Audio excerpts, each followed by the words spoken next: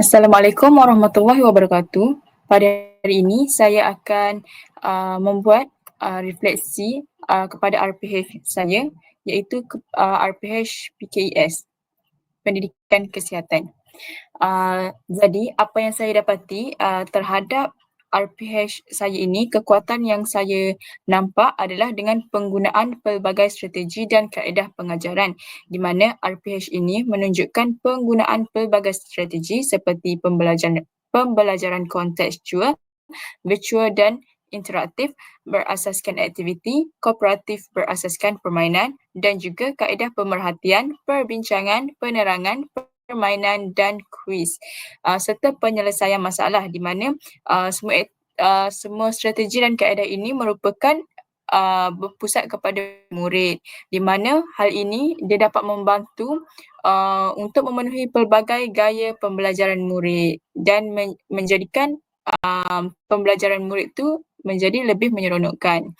Seterusnya adalah integrasi elemen merentas kurikulum EMK. Jadi dalam RPH ini EMK juga mengambil kira penerapan nilai murni seperti yakin, kesungguhan, kerjasama serta nilai TMK, bahasa dan kreativiti dan inovasi yang terdapat dalam RPH ini. Jadi dengan adanya EMK ni dia menyebabkan dia dapat menerapkan nilai murni dalam diri murid tersebut.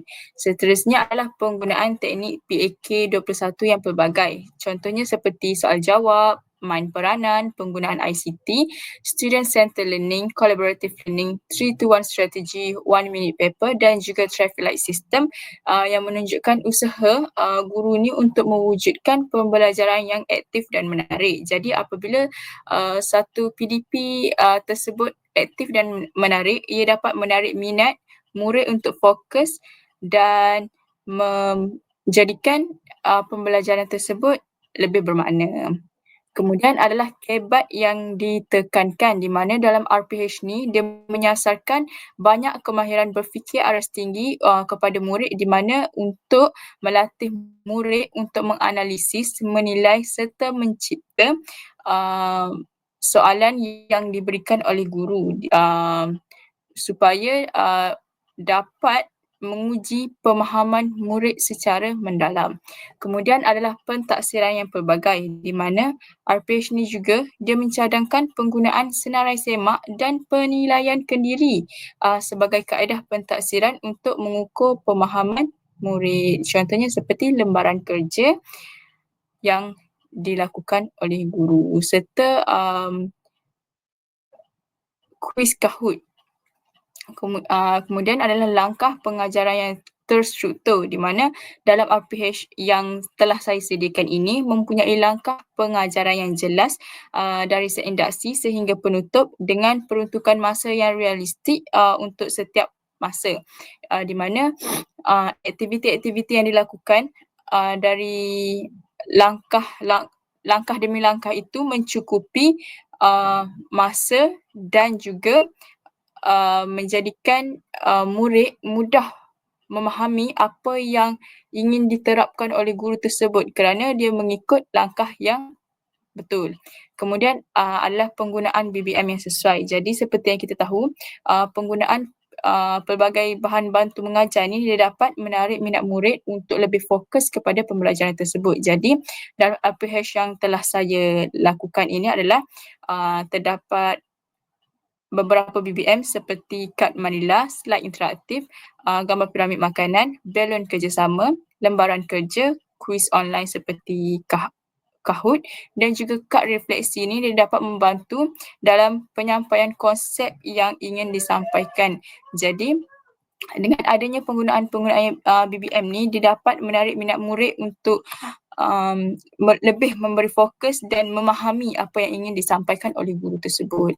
Seterusnya adalah kelemahan kepada RPH tersebut. Jadi jika ada kelebihan maka adanya juga kelemahan. Jadi apa yang saya dapati, kelemahan yang terdapat pada RPH yang saya lakukan itu adalah penggunaan ICT yang tidak spesifik, di mana walaupun TMK itu disebut dalam RPH tersebut, tapi RPH itu tidak menjelaskan secara konkret ataupun secara mendalam bagaimana ICT diintegrasikan dan digunakan dalam aktiviti pembelajaran tersebut. Yang seterusnya adalah potensi kurang interaktif di langkah 1, di mana aktiviti perbincangan dalam kumpulan mungkin kurang terarah tanpa panduan ataupun tugasan yang lebih spesifik. Maksudnya tugasan arahan guru begitu tidak begitu jelas. Kemudian adalah keterbatasan waktu, di mana seperti yang kita tahu, pendidikan kesihatan hanya memperuntukkan 30 minit sahaja waktu. Jadi untuk melaksanakan semua aktiviti dan teknik PAK21 ni, dia mungkin akan menyebabkan murid dan guru ni terasa terburu-buru dan rushing. Jadi menyebabkan guru akan terburu-buru untuk kejar setiap langkah yang telah disediakan dalam RPH tersebut. Kemudian adalah peluang kepada guru dan murid. Seperti yang kita dapati adalah penggunaan sumber digital, di mana dengan adanya RPH yang tersebut, guru ni dia dapat memanfaatkan sumber digital seperti video interaktif ataupun aplikasi yang berkaitan dengan pemakanan untuk memperkayakan pembelajaran, di mana guru dengan adanya penggunaan ICT dan digital ni, dia dapat membantu guru untuk lebih mendalami ilmu digital dan amalkan dalam pembelajaran mereka. Seterusnya adalah dengan guru lain. Jadi dengan adanya penggunaan sumber digital ni, guru pendidikan kesihatan ni dia boleh berkolaborasi dengan guru mata pelajaran lain seperti contohnya sains untuk mengintegrasikan topik pemakanan sihat secara lebih meluas. Kemudian adalah isu semasa. Guru dia boleh mengaitkan topik dengan isu pemakanan semasa yang lebih relevan dengan kehidupan murid supaya murid dapat mendalami pengalaman yang sebenar. Contohnya dengan isu pemakanan yang boleh membawa kepada pelbagai masalah penyakit jika kita tidak mengamalkan gaya hidup yang sihat, pemakanan yang sihat. Jadi guru boleh kaitkan dengan penyakit-penyakit yang sering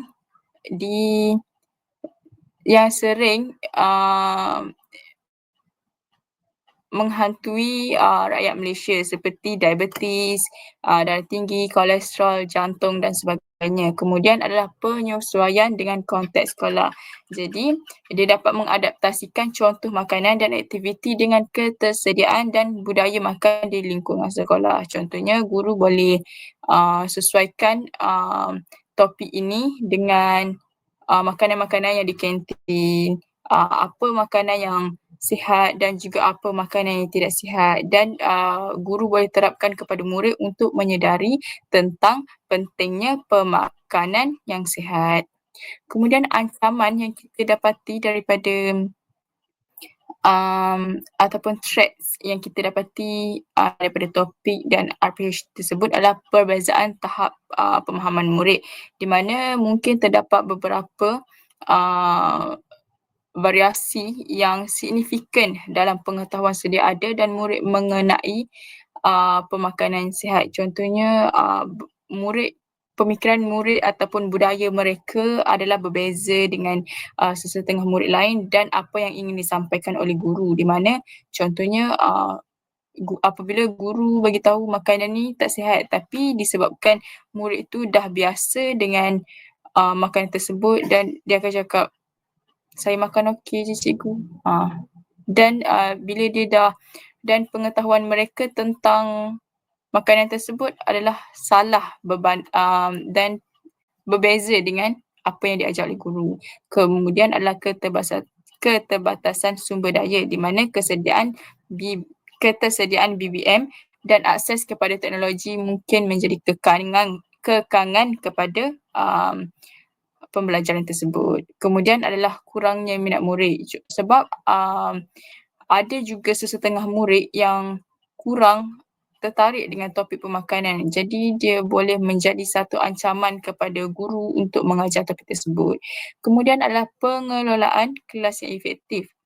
Jadi untuk mengelola pelbagai aktiviti berkumpulan dan teknik PAK21 dalam waktu yang singkat sangatlah memerlukan pengelolaan kelas yang sangat efektif, di mana guru perlu bijak dalam mengurus masa supaya kelas tidak menjadi huru-hara. Okey, akhir sekali adalah pengaruh makanan yang tidak sihat. Jadi seperti yang kita tahu, paparan terhadap iklan dan ketersediaan makanan yang tidak sihat di luar sekolah sangatlah banyak dan perkara ini dapat mempengaruhi pemahaman dan amalan murid tersebut. Jadi apabila kita mengajar topik tersebut, ia boleh menjadi kepada uh, perbezaan pendapat antara murid dan guru serta murid dengan sesetengah murid yang lain. Dan di sini juga saya ada menambah beberapa cadangan penambahbaikan yang boleh dilakukan terhadap RPH tersebut, di mana yang pertama adalah penerangan yang lebih terperinci, di mana penerangan guru dalam langkah 2 mungkin kita boleh pecahkan kepada sesi yang lebih pendek dengan interaksi murid yang lebih kerap untuk memastikan pemahaman murid. Jadi contohnya pada sesi 2 yang saya dapati adalah di mana guru menerangkan konsep maksud serta tentang pemakanan sihat, pemakanan tidak sihat serta piramid makanan. Jadi saya rasa mungkin di situ guru boleh pecahkan kepada topik sesi yang lebih pendek. Seterusnya adalah pelibatan murid dalam penutup. Seperti yang kita tahu, pada penutup kita menggunakan teknik traffic light system dalam penutup. Saya rasa adalah lebih baik untuk kita menggunakan teknik tersebut untuk mendapatkan maklum balas yang segera, di mana kita gunakan teknik tersebut pada setiap sesi. Contohnya pada sesi langkah kedua yang menggunakan di mana guru memberi sesi penerangan. Jadi apabila selepasnya sesi penerangan, guru menanyakan kepada murid dan suruh murid membuat pemahaman, mengangkat traffic light tersebut. Sekiranya faham, murid perlu mengangkat traffic light yang berwarna hijau. Sekiranya murid tidak faham, murid perlu mengangkat traffic light yang warna merah. Dan sekiranya murid kurang faham, murid mengangkat traffic light yang berwarna kuning. Jadi tetapi mungkin boleh diakhiri dengan sedikit perkongsian daripada murid mengenai apa yang mereka pelajari. Maksudnya murid membuat refleksi apa yang mereka pelajari dan memberitahu guru apa yang telah mereka pelajari. Dan akhir sekali adalah set induksi yang lebih menarik. Walaupun kita tahu aktiviti teka gambar itu sudah pun menarik, mungkin boleh dipertimbangkan lagi untuk mengaitkannya dengan pengalaman harian murid dengan makanan yang lebih makanan secara langsung untuk menarik minat mereka daripada awal. Contohnya guru tidak perlu menggunakan teka gambar, tetapi guru menggunakan makanan yang betul ataupun yang real. Contohnya guru membawa buah-buahan yang sihat serta guru membawa snack-snack yang di mana kita tahu makanan yang tidak sihat kepada murid untuk memberi pemahaman yang lebih mendalam kepada murid tentang topik pemakanan tersebut. Jadi setakat itu sahajalah daripada saya. Sekian, terima kasih.